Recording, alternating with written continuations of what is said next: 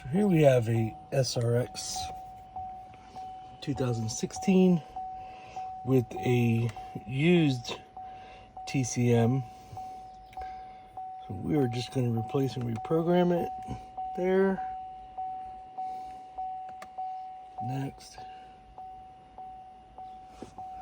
go to TCM. Next,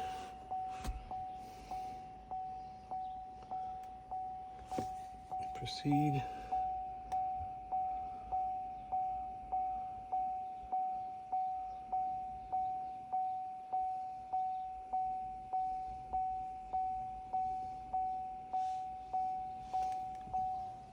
All right, it's going to give us a new calibrations, and we're going to be good to go. Make sure to tap in if you want to see more on how to reflash TCMs new and used.